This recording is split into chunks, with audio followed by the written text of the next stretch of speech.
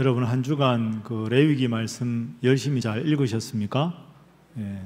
느낌이 어떠셨습니까? 레위기는 1장부터 제사에 대한 이야기가 나옵니다. 구약 성경 시대에는 하나님 앞에 우리로 지금 말하면 제사를 드리는 것이 아주 중요했기 때문에 하나님께서는 레위기에서 제사에 관한 말씀을 아주 자세하게 일러주고 있습니다.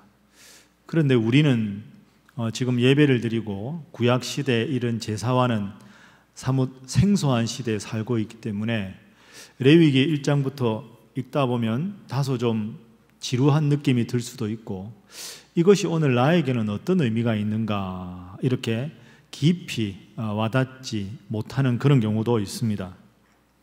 그런데 왜 하나님께서는 이 제사 이야기를 이렇게 자세하게 구체적으로 한 가지 일러서 이스라엘 백성들에게 요구를 하셨을까요? 제사가 왜 그렇게 중요한가? 이 이야기를 이해하기 위해서는 구약 성경 앞에 있는 창세기 출애굽기와 연관해서 레위기를 이해할 필요가 있습니다. 우리가 한번 큰 그림을 생각해 보겠습니다.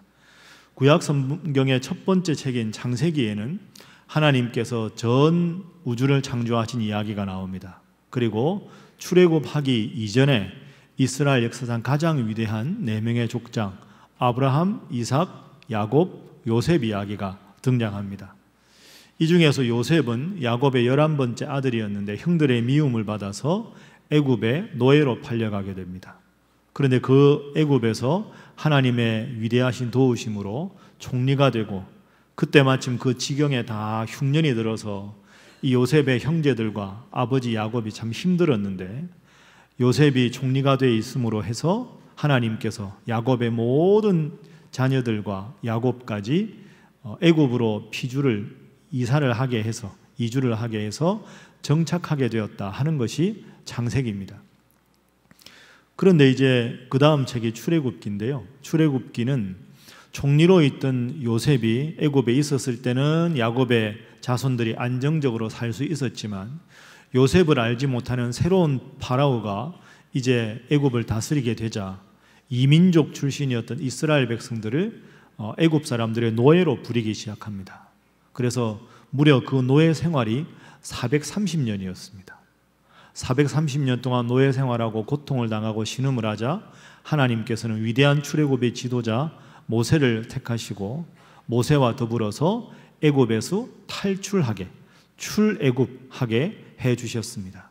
그 출애굽하는 과정에서 10가지 재앙도 경험하게 하시고, 홍해를 육지같이 건너게도 하시고, 그래서 시내산 아래에 진을 치고 있을 때 하나님께서는 모세를 오라고 하셔서 10계명을 주시고, 그리고 지금으로 말하면 이동식 예배당인 성막을 지으라고 하나님께서 말씀하셨습니다.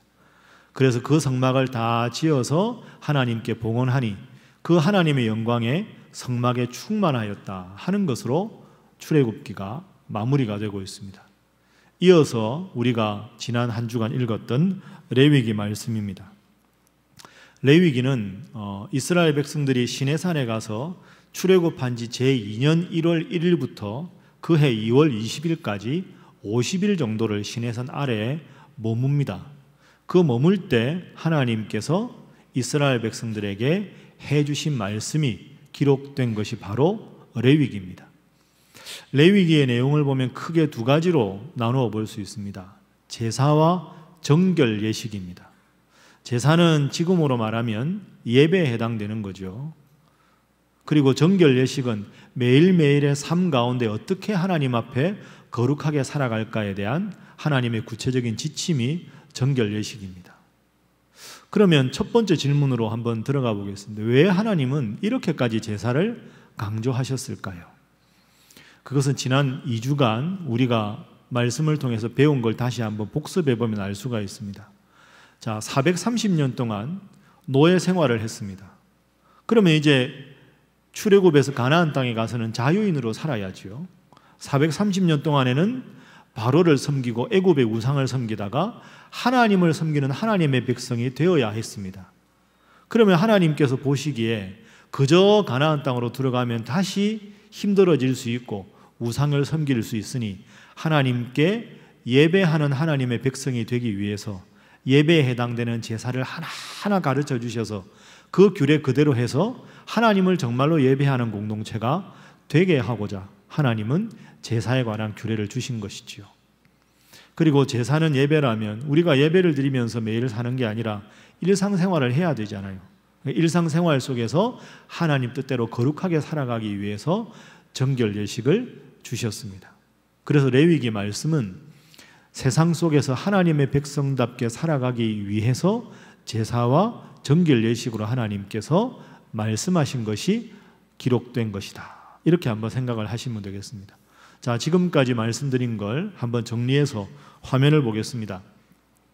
창세기에는 천지 창조, 4명의 이스라엘 족장들 이야기, 출애굽기는 애굽 탈출하는 이야기, 십계명과 성막 완성, 우리가 이번 주부터 읽는 레위기는 하나님 백성답게 살도록 하나님께서 제사와 정결법으로 가르쳐 주셨다 하는 겁니다.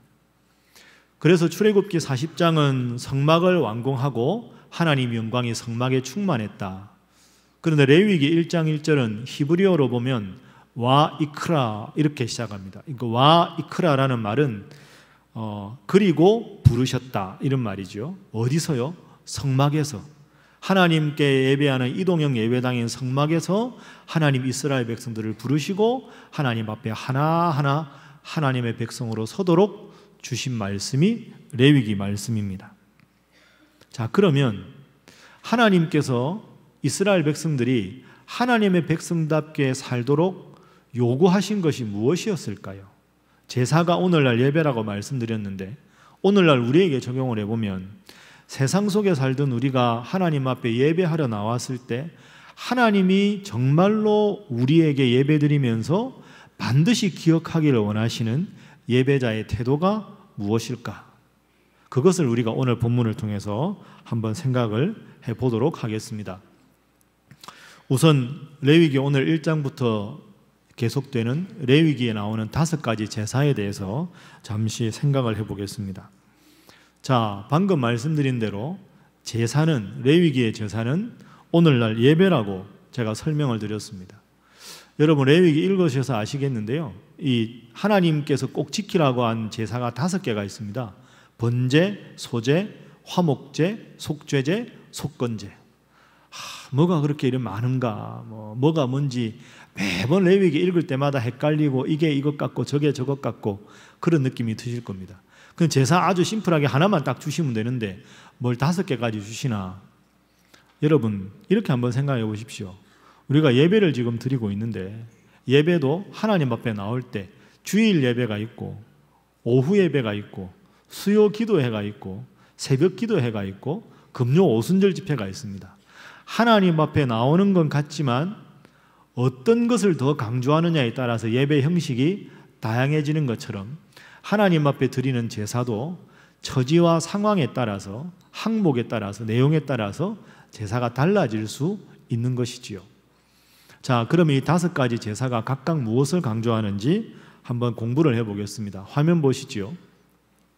번제, 소제, 화목제, 속죄제, 속건제 5개가 있습니다. 번제는 소나 양을 잡아서 하나님 앞에 온전히 불살라서 제물을 태우는 겁니다. 그래서 그것이 오늘 우리에게 주는 의미는 제물을 다 태운다, 온전한 헌신을 다짐할 때 드리는 예배에 해당되는 제사가 번제입니다. 소제는 가축이 아니라 곡식으로 드리는 제사를 소제라고 합니다. 유향과 기름을 섞어서 하나님 우리의 삶이 향기나는 삶이 되게 해주십시오, 하나님 영광을 드러내는 삶이 되게 해주십시오 하는 마음으로 드리는 게 소제. 화목제는 우리가 감사할 제목이 있을 때, 특별한 감사를 주셨을 때 그 제목을 가지고 백성들이 하나님 앞에 드리는 게 화목제. 속죄제는 말 그대로 내가 알지 못하는 사이에 죄를 지었을 때 그 죄의 용서를 구할 때 속죄제.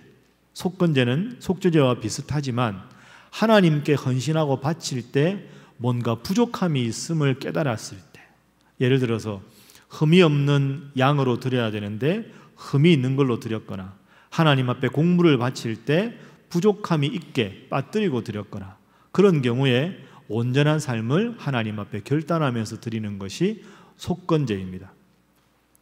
그런데 이 5가지 제사가 있는데 이 5가지 제사 중에서도 나누어 보면 번제, 소제, 화목제는 자원에서 드리는 제사입니다. 그런 일이 있을 때만 드리는 제사고요. 그 다음에 속죄제와 속건제는 의무적으로 드리는 제사입니다. 화면 보시지요. 속죄제, 속건제는 반드시 드려야 되는 제사. 번제, 소제, 화목제는 감사 제목이 있으면 화목제, 헌신을 다짐하고 싶을 때는 번제, 이런 식으로 드립니다. 그래서 레위기에 보면 거룩이라는 단어가 87번 나오고 속죄라는 단어가 45번 나옵니다. 하나님 앞에 깨끗한 마음으로 속죄하는 것, 그리고 내 삶을 하나님께 올려드리는 거룩, 이 2가지가 레위기의 핵심이지요. 오늘 우리도 예배드리러 왔습니다. 레위기 말씀에 제사를 드리러 우리는 하나님 앞에 나온 것이지요. 그런데 여러분은 오늘 어떤 마음으로 하나님 앞에 나오셨습니까? 이 세상 속에 살아가다가 비유하자면 세상이 애굽과 같은 삶인데 그 속에서 이런저런 죄를 짓다가 온갖 죄가 가득한 상태로 하나님 앞에 나왔습니다. 그러니까 이 죄를 깨끗하게 씻는 게 필요하겠죠. 그게 바로 속죄입니다. 그래서 깨끗한 마음에 하나님 주시는 은혜로 가득 채우고 그 하나님 은혜로 살아가는 것, 그게 거룩이 되겠지요. 그래서 속죄와 거룩은 구약의 제사뿐 아니라 오늘 우리가 예배를 드리는데도 꼭 필요한 내용이라고 볼 수 있습니다. 그래서 오늘은 우리가 예배를 드리면서 이 속죄와 거룩이 어떤 의미를 가지는가 2가지로 나누어서 생각을 해보도록 하겠습니다. 먼저 속죄입니다. 속죄. 자, 속죄는 우리가 지금 예배, 제사를 드리는 제물, 그 예물의 의미를 가지고 한번 생각을 해보겠습니다. 하나님께서 제사를 지내라고 할 때 제물은 대표적인 게 소, 양, 그 다음에 새, 그 다음에 곡물들입니다. 이건 제사의 종류에 따라서도 다르지만 경제적인 상황에 따라서도 다 다릅니다. 소는 당시에 그래도 좀 경제적으로 여유가 있어야 바칠 수 있죠. 그런데 그걸 바치기가 부담스러우면 새를 바칠 수도 있고, 그것도 부담스러우면 곡물 중에 일부를 하나님 앞에 바칠 수도 있습니다. 그런데 하나님 앞에 제사를 지낼 때 이 제물을 드린다. 이 제물은 히브리어로 코르반이라고 합니다. 코르반. 이 코르반이라는 말의 뜻은 가깝다, 이런 뜻도 되고요. 사이가 정도 이렇게 서로 멀어진 관계에서 서로가 서로에게 좀 더 친숙하게 다가갈 때 주는 선물, 그걸 코르반이라고 합니다.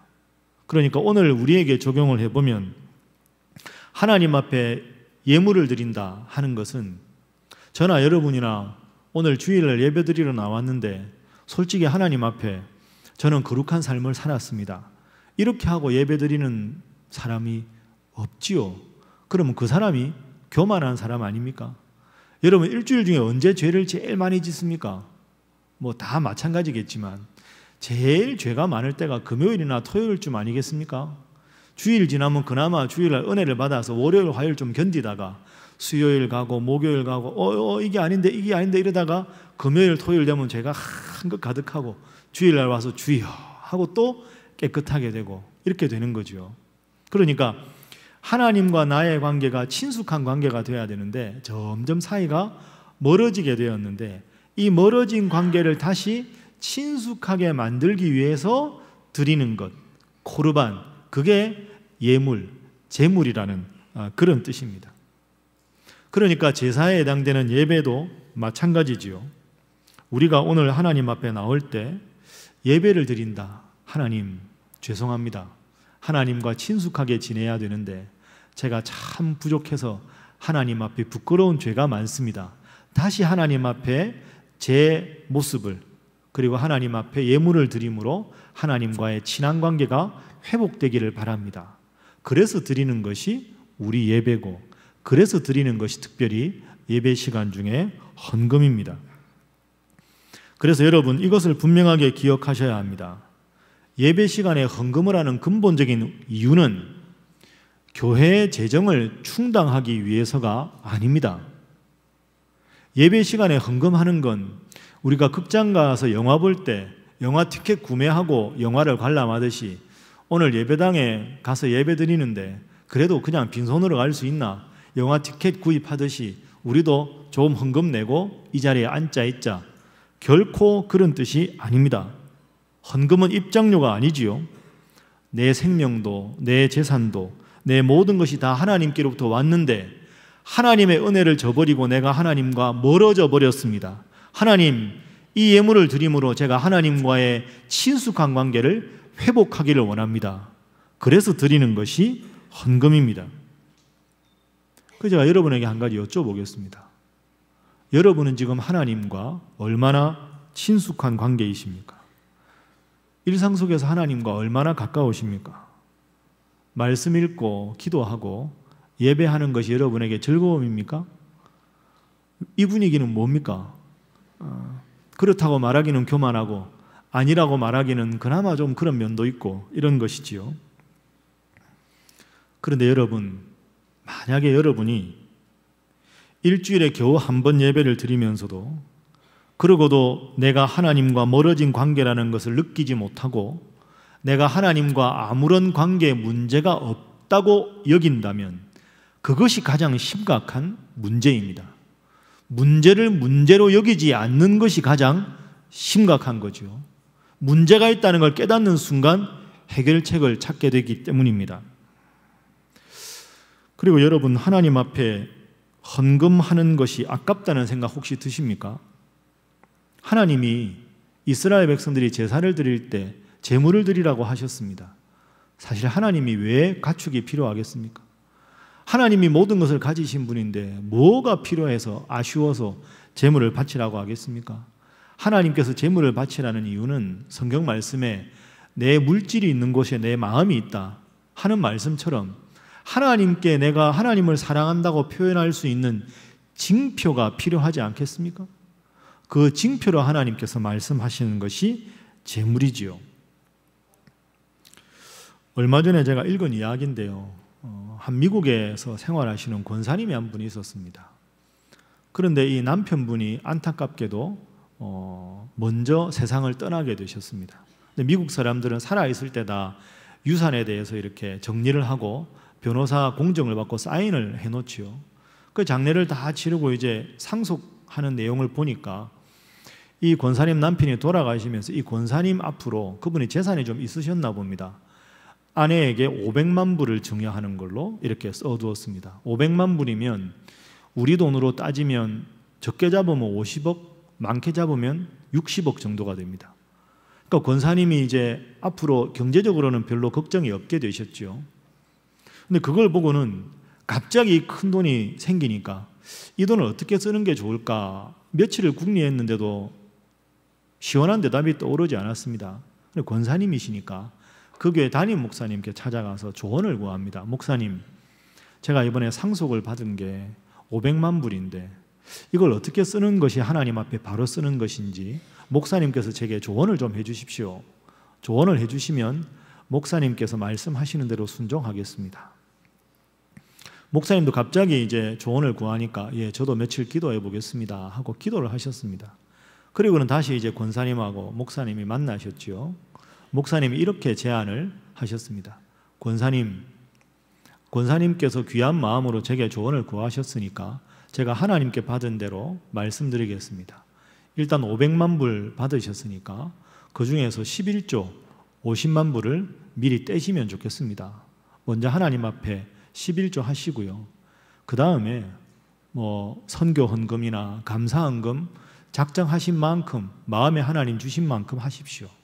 그리고 평상시에 꼭 은혜를 보답하고 싶거나 돕고 싶은 지인이나 아니면 단체가 있으면 그런데 알아서 하십시오. 그렇게 하셔도 큰 돈이 남을 테니까 그 돈은 여생을 위해서 저축을 하시든지 자손들을 위해 주시든지 그렇게 하는 것이 좋겠습니다. 이렇게 이제 조언을 드렸습니다. 그런데 이제 권사님이 그 조언을 받아가지고 그 내용을 이제 변호사 공정을 받아서 쫙 써두었죠. 거기 사인만 하면 이제 그렇게 되는 겁니다. 그런데 권사님이 사인하기가 망설여지는 거죠. 사인을 할까 하시다가 목사님, 저한테 며칠 시간을 좀 주십시오. 예, 그렇게 하십시오. 다시 며칠 시간을 주었습니다. 왜 권사님이 여러분 보기에는 며칠 시간을 달라고 했을까요? 시험 믿은 겁니다. 마음이 힘든 거죠. 돈이 없을 때는 차라리 편했는데요. 500만 불이라는 50억 이상의 돈이 생기니까 11조가 헌금이 너무 아까운 겁니다. 왜 하필 내가 목사님께 조언을 구했을까? 내가 알아서 다 하고 그냥 말 안 하고 하면 될 텐데, 목사님 말씀에 순종하겠습니다 했으니 안 할 수도 없고, 순종하자니 너무 이게 마음에 부담이 되는 겁니다. 그 큰 돈을 내가 헌금해야 되나, 교회를 떠날 수도 없고, 화병이 났습니다. 이것 때문에. 더 안타까운 건 실제인데요, 그것 때문에 스트레스가 돼서 그분이 돌아가셨습니다. 참 인생이라는 게 어처구니 없죠. 인생이 참 기가 막힌 겁니다, 여러분. 이게 사람 인생인 것 같아요. 아무것도 없을 때는 없으니까 편하게 살았는데, 많은 것을 받게 되니까 그걸 가지고 하나님께 감사하기보다는 많은 게 생기니까 도리어 그게 시험거리가 되는 거죠. 우리가 하나님을 믿는 게 무엇인가? 우리가 무엇을 위해 살아가고 있는가? 한번 깊이 생각해 볼 이야기라고 생각합니다. 여러분, 오해하지 마십시오.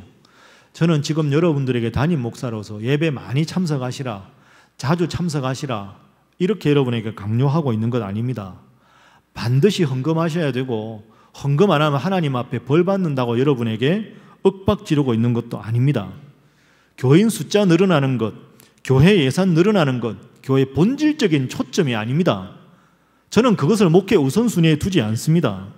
본질에 충실하면 하나님께서 그건 선물로 주시는 것이지, 그것 자체가 목회의 목적이 되고 교회의 목적이 되는 건 성경적이지 않은 것이지요. 그러나 성도로서 여러분들이 분명히 기억하셔야 될 것이 있습니다. 예배에 다 참석한다고 저절로 경건한 성도가 되는 것은 아닙니다. 그러나 경건한 성도는 예배에 참석하는 걸 그 무엇보다 우선순위에 둡니다. 헌금 많이 한다고 훌륭한 성도인 거 결코 아닙니다. 그러나 하나님을 정말로 사랑하는 성도라면 하나님 앞에 나와 예배하는 것, 하나님 앞에 내 시간을 바치는 것, 하나님 내게 주신 달란트대로 봉사하는 것, 하나님 앞에 예물을 드리는 것, 그것에 대해서 아까워하지 않습니다. 본질이 바로 서야 하는 것이지요. 그런데 만약에 그저 빈손으로 나와 일주일에 한 번 예배 드리는 것으로 내가 하나님 앞에 해야 할 경건의 소임을 다 했다고 생각하는 것은, 혹시 그런 분 계시다면 그것은 내가 지금 병을 앓고 있으나 병을 앓고 있다는 사실조차 몰라서 나도 모르게 큰 병을 키우고 있는 것과 같은 이치입니다. 그래서 하나님께서는 제사 알아서 바쳐라, 제물 알아서 하라, 이렇게 말씀하지 않으시고 하나하나 레위기에서 자세하게 일러주신 것이지요. 너희가 우상을 섬기지 않고 너희에게 행복을 준 나를 섬겨야 내가 너희의 인생을 보장해 줄 터이니 마음과 뜻과 정성을 다해서 하나님이 나에게 제사 예배하라. 그래서 내가 너희의 제사를 보고 내가 기뻐할 수 있도록, 그래서 더 큰 복을 줄 수 있도록 너희가 마음을 다해서 정성을 다해서 제사하기를 바란다. 그게 레위기에 나타난 하나님의 마음입니다.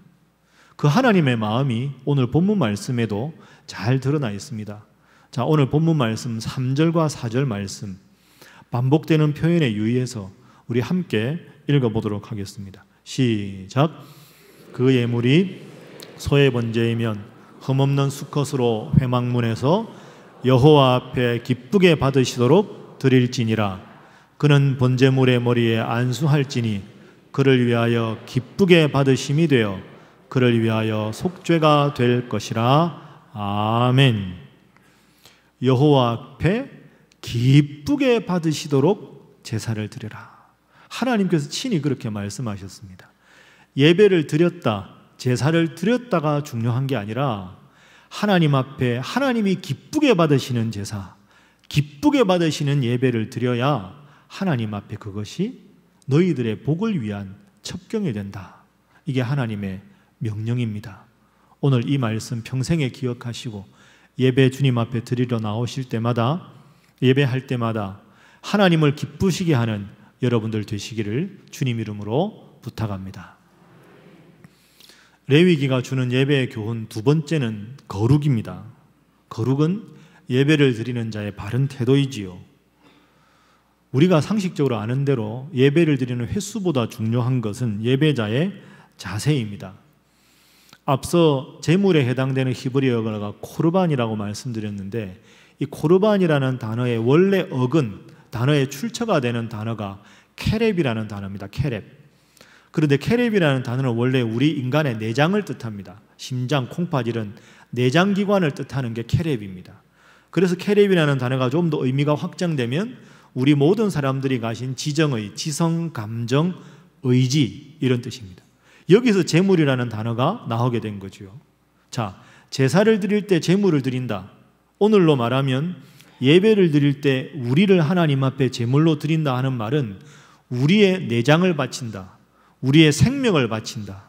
우리의 마음과 뜻과 정성을 다해서 하나님 앞에 예배한다. 이 단어가 케렙이라는 단어가 우리에게 주는 통찰입니다. 그렇기 때문에 예배는 영적으로 말하면 자신의 생명을 바치는 행위가 예배입니다. 우리가 이런 마음으로 예배를 드린다면 기대감 없이 예배를 드리거나 그저 딴 생각을 하면서 예배를 드릴 수는 없는 일이지요. 예배 시간에 습관적으로 지각을 한다거나 예배 시간에 찬송을 부를 때 멀뚱멀뚱 딴 생각을 한다거나 다리를 꼬고 앉아서 예배를 드린다거나 할 수도 없습니다. 예배에 대한 아무런 기대감도 설교에 대한 아무런 기대감도 없이 예배를 드리는 것은 정말로 심각한 문제입니다. 하나님께서 기쁘게 받으실 만한 예배가 되지 못하기 때문입니다. 여러분 오해하지 말고 들으십시오. 여러분은 지금 이 설교를 어떤 마음으로 듣고 있습니까? 설교를 통해 충만하게 은혜를 받으려면 두 가지 조건이 필요합니다. 첫 번째는 설교자가 설교를 최선을 다해서 준비해야 합니다. 목사가 기도하고 말씀을 철저히 연구하고 씨름해서 하나님의 말씀의 정수를 성도들에게 전해야 합니다. 그것이 설교자인 제 의무고 역할입니다. 최선을 다해서 앞으로도 열심히 하도록 하겠습니다. 두 번째 요소가 있습니다. 그것은 설교를 지금 듣고 있는 여러분들의 의무입니다. 이 설교는 여러분 들으실 때마다 오늘 나에게 주시는 하나님 말씀으로 들어야 합니다.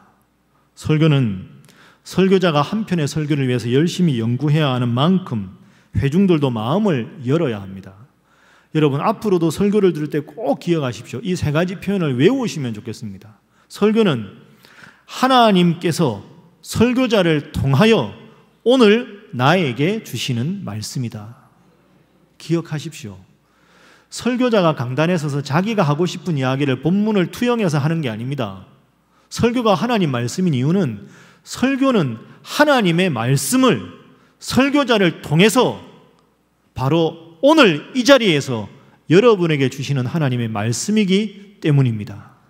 말씀 들을 때마다 마음을 열고 예배를 드릴 때마다 기대하는 마음으로 하나님께서 오늘 나에게 어떤 은혜를 주시고 어떤 깨달음을 주실까 기도하는 마음으로 이 예배에 참석하시고 예배를 통해 하나님의 크신 은혜를 체험하시는 여러분 모두가 되시기를 주님 이름으로 축복합니다.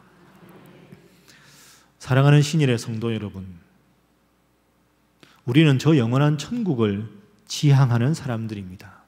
그것을 성경에서는 그리스도인이라고 부릅니다. 저 영원한 천국이 우리의 지향점이라면 우리가 이 세상을 살아갈 때 세상에서 제일 중요한 게 뭐겠습니까? 믿음 생활이지요. 믿음 생활 바로 해야 천국 가기 때문입니다.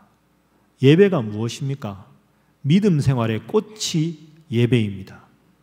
그러므로 예배에 정성을 기울이지 않고 믿음 생활을 바로 한다는 것은 사실은 철저하게 잘못된 표현입니다.